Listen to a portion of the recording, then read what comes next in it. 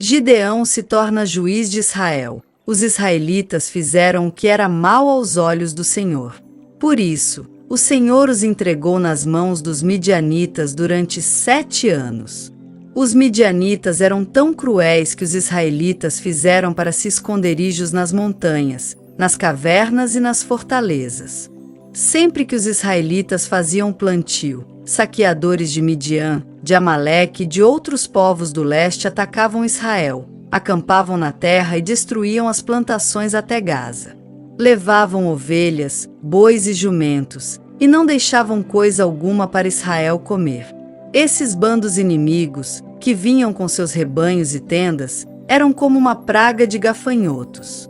Chegavam em camelôs, tão numerosos que era impossível contá-los, e só partiam quando a terra estava devastada. Os midianitas reduziram Israel à mais absoluta pobreza, e o povo pediu socorro ao Senhor.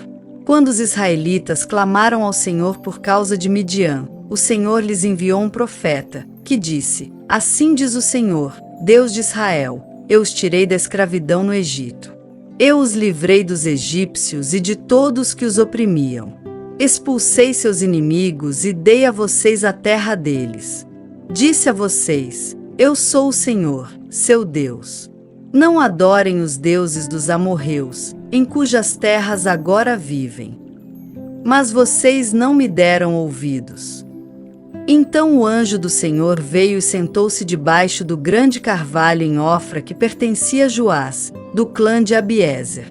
Gideão, filho de Joás, estava debulhando trigo no fundo de uma prensa de uvas, a fim de não ser descoberto pelos midianitas. O anjo do Senhor apareceu a Gideão e disse: O Senhor está com você, guerreiro corajoso. Gideão respondeu: Meu senhor, se o Senhor está conosco, por que nos aconteceu tudo isso? E onde estão os milagres de que nossos antepassados nos falaram? Acaso não disseram: O Senhor nos tirou do Egito? Agora, porém, o Senhor nos abandonou e nos entregou nas mãos dos midianitas. Então o Senhor se voltou para ele e disse: Vá com a força que você tem e liberte Israel dos midianitas. Sou eu quem o envia. Mas, Senhor, como posso libertar Israel? Perguntou Gideão. Meu clã é o mais fraco de toda a tribo de Manassés, e eu sou o menos importante de minha família. Certamente estarei com você, disse o Senhor. E você destruirá os midianitas como se estivesse lutando contra um só homem. Gideão respondeu: Se, de fato, posso contar com tua ajuda, dá-me um sinal de que é mesmo o Senhor quem fala comigo. Por favor, não vás embora até que eu te traga a minha oferta. Ele respondeu: Ficarei aqui até você voltar. Gideão foi depressa para casa. Cozinhou um cabrito e, com cerca de 20 litros de farinha, preparou pães sem fermento. Depois, colocou a carne num cesto e o caldo numa panela, os levou para fora e os ofereceu ao anjo que estava debaixo da grande árvore. O anjo de Deus lhe disse: Coloque a carne e os pães sem fermento sobre esta pedra e derrame neles o caldo. Gideão obedeceu. Então o anjo do Senhor tocou na carne e nos pães com a ponta da vara que estava em sua mão, e fogo subiu da pedra e consumiu tudo que Gideão havia trazido. E o anjo do Senhor desapareceu. Quando Gideão percebeu que era o anjo do Senhor, exclamou: Ó soberano Senhor, estou perdido. Viu o anjo do Senhor face a face. Fique em paz, respondeu o Senhor. Não tenha medo, você não morrerá. Então Gideão construiu um altar para o Senhor naquele local e o chamou de Javé-Shalom. Até hoje o altar está em Ofra, no território do clã de Abiezer. Naquela noite, o Senhor disse a Gideão: Tome o segundo touro do rebanho de seu pai, aquele de 7 anos. Derrube o altar que seu pai fez para Baal e corte o poste de Azerá que fica ao lado do altar.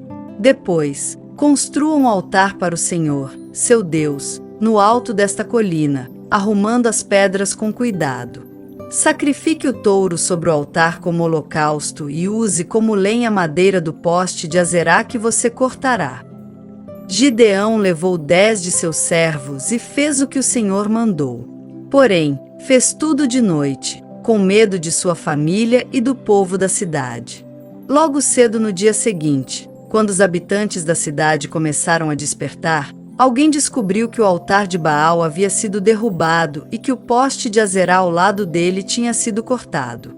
Em seu lugar, havia um novo altar, sobre o qual estavam os restos do touro sacrificado. Os habitantes perguntaram uns aos outros: quem fez isso? Depois de uma investigação cuidadosa, descobriram que tinha sido Gideão, filho de Joás. Traga seu filho para fora, os homens da cidade exigiram de Joás.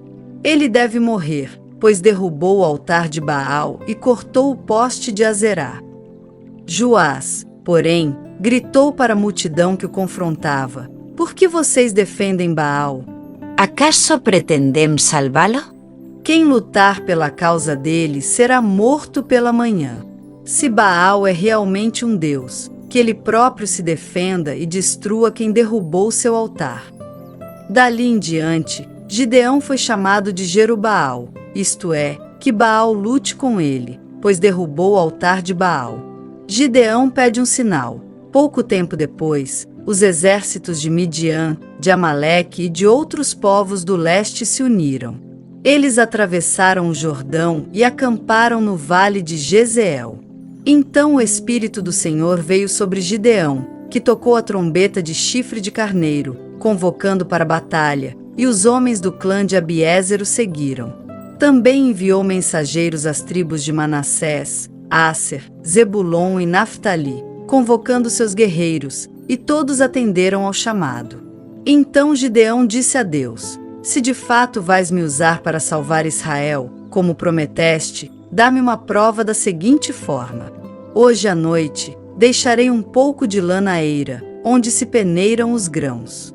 Se pela manhã a lã estiver molhada de orvalho, mas o chão estiver seco, saberei que vais me ajudar a salvar Israel, como prometeste. E foi exatamente o que aconteceu. Na manhã seguinte, bem cedo, Gideão se levantou, espremeu a lã e recolheu uma tigela cheia de água. Então Gideão disse a Deus: peço que não fiques irado comigo, mas que me permitas fazer mais um pedido. Deixa-me usar esta lã para mais uma prova. Desta vez, que a lã fique seca e o chão ao redor dela fique coberto de orvalho. Naquela noite, Deus fez o que Gideão havia pedido. Pela manhã, a lã estava seca, mas o chão estava coberto de orvalho.